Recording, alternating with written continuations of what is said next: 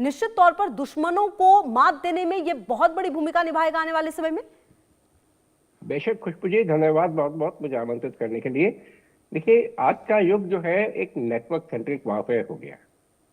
हम खाली एक जो अगर हम पिछले समय की बात करें, कुछ आज से 10-15 साल से पहले तक का, तो जो सैनिक एक टुकड़ी बैठी होती थी वही आमने सामने का युद्ध लड़ते थे। लेकिन आज के समय हमें तमाम जितने हमारे सेंसर्स हैं, रडार्स हैं, हमारी तोपें हैं, हमारे जितने हथियार हैं, सब चीजों को मिला करके एक नेटवर्क बना के हमें युद्ध करना होता है।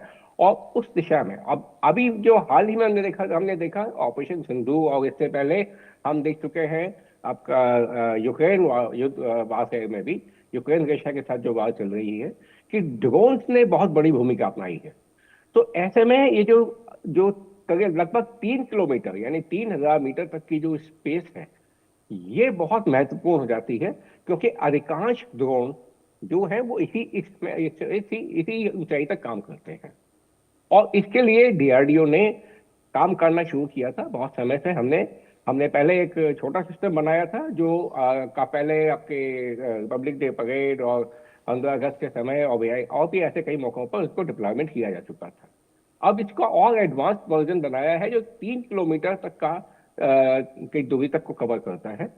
ये जितने हमारे सेंसर्स होंगे, आर्मी के जो रडार्स होते हैं यूनिट के, मैं बात कर रहा हूँ यूनिट लेवल पे, तो हर एक बटालियन के पास जो अपने जो छोटे रडार्स होते हैं वो कोई, प्लस इसके इस सिस्टम के जो अपने सिस्टम्स हैं, यानी इलेक्ट्रो-ऑप्टिक सिस्टम है, जो कि ड्रोन के ऊपर निगाह रखेंगे एक कैमरे की तरह से। और वो कैमरा वो जो दिन और रात दोनों समय काम कर सकता है, इसे कहते हैं आईआर कैमरा, इंफ्रारेड कैमरा भी होगा, और साथ में आपका रडार तो है ही।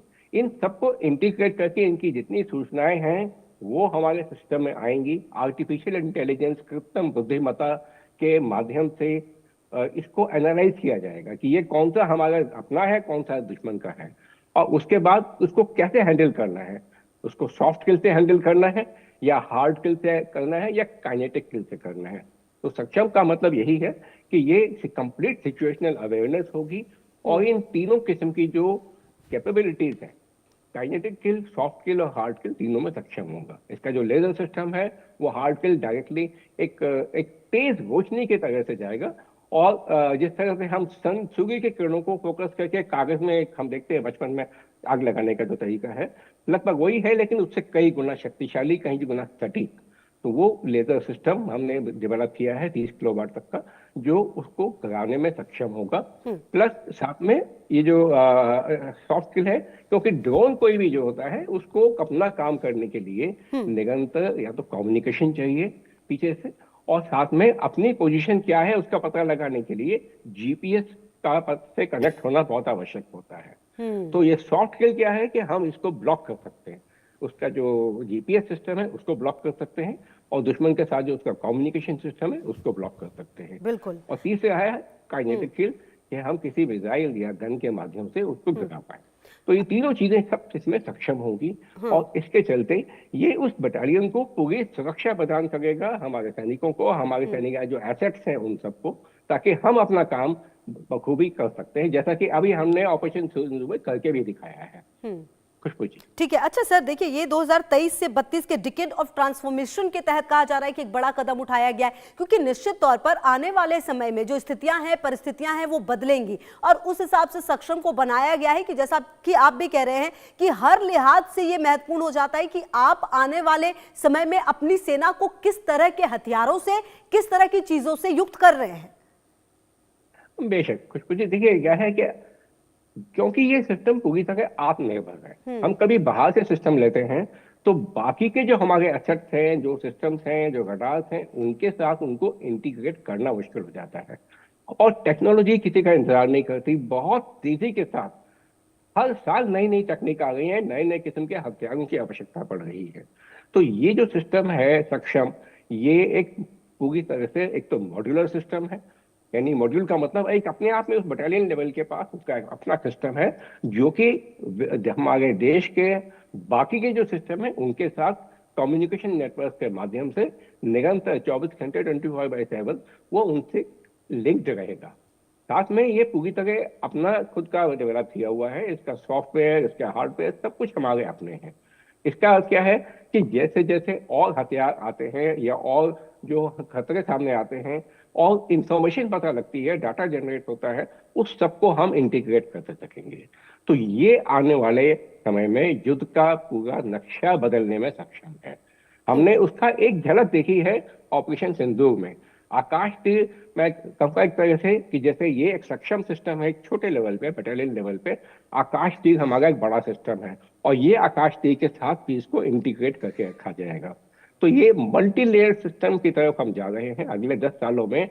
जैसा कि अभी हाल ही में 15 अगस्त को माननीय प्रधानमंत्री जी ने लाल किले से अपने भाषण में कहा था कि हम पूरे भारत को, भारत के हर गांव को, हर इलाके को हम एक सुरक्षा प्रदान करेंगे सिंदूर आपके सुदर्शन चक्र के माध्यम से। तो ये सक्षम और आकाश तीर ये सब उस बड़े सुदर्शन चक्र का एक अंग बनेंगे। तो आने वाले वर्षों में हम पूरे देश को एक पूरी तरह से सुरक्षा प्रदान कराने में सक्षम होंगे और कोई किसी दुश्मन की हिम्मत नहीं होगी कि हमारे किसी एसेट को नुकसान पहुंचाने की सोच भी सके। मैं याद दिलाना चाहूंगा, देखिए 2008 में क्या हुआ था कि हमारे समुद्र के माध्यम से आतंकवादी आए, हमारे जो हमारा देश का आर्थिक राजधानी कहा जाता है वहां पे घुसे, हमारे होटल्स में, वहां पे हमारे 5 स्टार होटल में, रेलवे स्टेशन पे, सड़कों पे सैकड़ों लोगों की लाशें बिछा दी उन्होंने। और उसके बाद कुछ मारे गए, कुछ एक पकड़ने भी आया। लेकिन सवाल यह है कि ऐसी चीज अब कभी नहीं हो पाएगी। पहली बात तो दुश्मन की हिम्मत नहीं होगी करने की, और आता भी है तो हम दुश्मन को बहुत दूर ही उसको खत्म करने में, नेस्तनाबूद करने में सक्षम हैं आज में। धन्यवाद। बिल्कुल। अच्छा सर, देखिए एक सवाल मेरा आपसे ये भी था कि जिस तरह से हम सक्षम का जिक्र कर रहे हैं, कहीं ना कहीं जब मैं पढ़ रही थी इसके बारे में, पूरी रिपोर्ट पढ़ रही थी, तो ये भी समझ में आ रहा था कि ये जो दुश्मन के अनमैन्ड प्लेटफॉर्म है ना, उसको भी युद्ध से पहले ही बेअसर कर देगी। तो कहीं ना कहीं हम समझ सकते हैं कि जिस तरह की परिस्थितियां पिछले कुछ समय में भारत देख रहा है, चाहे वो LOC पर देख रहा हो, चाहे LAC पर देख रहा हो, अन्य भी जो प्रोस्पेक्टिव चेंज हुआ है पिछले कुछ समय में साउथ एशिया में अगर हम बात करें, तो कुल मिलाकर भारत को इसकी बहुत ही महत्वपूर्ण जरूरत है। हम आते हैं रवि जी आपके पास। अच्छा, डॉक्टर राजन कोचर भी अब हमारे साथ आ गए। डॉक्टर राजन कोचर, मेरा ये सवाल आपसे कि जिस तरह की परिस्थितियां पिछले कुछ समय में भारत के आसपास बनी हैं, खास करके ऑपरेशन सिंदूर के बाद साउथ एशिया में जो राजनीतिक संबंध है, मुझे लगता है कि बहुत तेजी से चेंज हुए हैं। ऐसे में भारत लगातार अपने रक्षा से संबंधित तमाम चीजों को दुरुस्त कर रहा है, और खास करके अगर हम सक्षम की बात करें तो ये जो दुश्मन है उनकी अनमैन्ड जो फील्ड है उसको पहले ही खत्म कर देगी। इसके अलावा जो इसकी ताकत है वो ये बता रही है कि भारत को और ज्यादा ये सुरक्षित करने की तरफ आगे बढ़ाएगी कदम।